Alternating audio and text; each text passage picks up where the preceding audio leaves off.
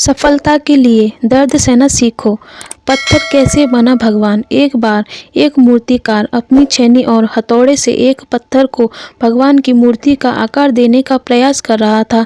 जैसे ही वह छेनी पर अपना हथौड़ा चलाता, वह पत्थर चिल्लाने लगता और कहने लगता कि ये क्या कर रहे हो, मुझे इतना मार क्यों रहे हो, मुझे बहुत दुख हो रहा है, तकलीफ हो रही है, पीड़ा हो रही है, मुझे अपने हाल पर छोड़ दो और यहाँ से चले जाओ। मूर्तिकार ने उस पत्थर से कहा, मुझे बहुत अच्छे से पता है कि तुम्हें बहुत ज़्यादा दर्द हो रहा है, तकलीफ़ हो रही है और तुम बहुत ही ज़्यादा पीड़ा में हो, लेकिन यदि आज तुमने इस दर्द को नहीं सहा, इस तकलीफ़ को नहीं सहा तो जीवन भर तुम यहीं इसी प्रकार से पड़े रहोगे। मुझे पता है कि तुम में आगे बढ़ने की अपार संभावना है, तुम एक बहुत अच्छे पत्थर हो, लेकिन यदि तुम इसी प्रकार से रोगे तो कभी भी आगे नहीं बढ़ पाओगे। इतना कहकर मूर्तिकार औजार उठाते ही कि पत्थर फिर से चिल्लाने लगा, गिड़गिड़ाने लगा, विनती करने लगा कि मुझे अपने हाल पर छोड़ दो। मुझे पता है कि जीवन के लिए कौन सी चीज़ सही है और कौन सी चीज़ गलत है। मुझे बहुत ज़्यादा दर्द हो रहा है, अब मैं इस तकलीफ़ों को बहुत ज़्यादा नहीं सह सकता। मैं जिस हाल में हूँ, जो हाल में हूँ, उस हाल में मुझे छोड़कर तुम यहाँ से चले जाओ। उस मूर्तिकार फिर से उस पत्थर को समझाने की कोशिश करता है, अधीर मत बनो और अपने सब्र को बनाए रखो, थोड़ी देर और इस दर्द को सह लो। यदि इस दर्द को सह लिया तो मैं भगवान की मूर्ति के रूप में तुम्हारी स्थापना करवाऊंगा और फिर दूर दूर से लोग तुम्हारी पूजा करने आएंगे और पंडित और लोग तुम्हारी सेवा करेंगे। लेकिन उस पत्थर ने उस मूर्तिकार की एक भी बात नहीं मानी। वह चिल्लाता रहा और अपनी बात पर अड़ा रहा। मूर्तिकार ने उस पत्थर को समझाने की बहुत कोशिश की, लेकिन वो पत्थर नहीं माना। अब मूर्तिकार भी थक चुका था और वह उस पत्थर को छोड़कर आगे बढ़ गया और थोड़ी ही दूर जाकर देखा कि एक और बहुत ही अच्छा पत्थर पड़ा हुआ है।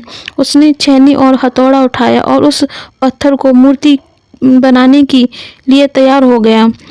उस मूर्तिकार ने छेनी और हथौड़े का बार उस दूसरे पत्थर पर जारी रखा।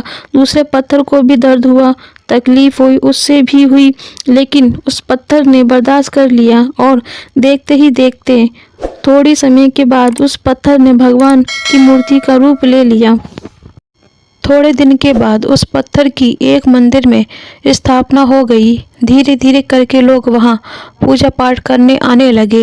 लोगों की मन्नतें वहाँ से पूरी होने लगी और वह मंदिर बहुत ही ज़्यादा प्रसिद्ध हो गया। अब धीरे धीरे करके दूर दूर के गांव से लोग वहाँ पूजा पाठ करने आने लगे। फिर एक दिन और उस पत्थर को उसी मंदिर में लगाया गया और उसे एक कोने में रख दिया गया। अब लोग आते और उस पर नारियल फोड़ते। ये कोई और पत्थर नहीं बल्कि वही पत्थर था जिसने दर्द को नहीं सहा था।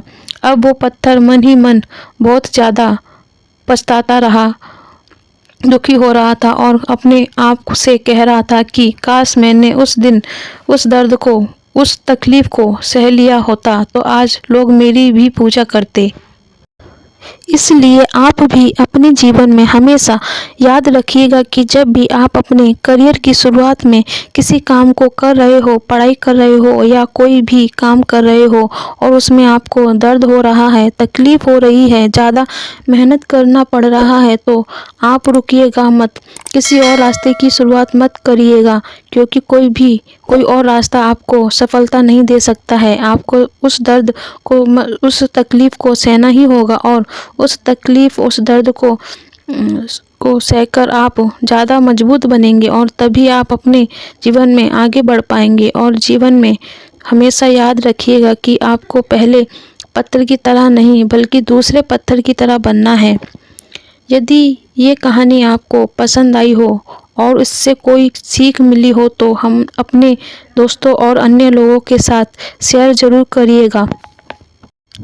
अगर आपको यह कहानी अच्छी लगी हो तो कमेंट करके हमें ज़रूर बताएं। वीडियो को लाइक कर दें, शेयर कर दें, चैनल को सब्सक्राइब कर लें ताकि आने वाली अच्छी अच्छी कहानियाँ आपको मिलती रहें। जय श्री श्याम।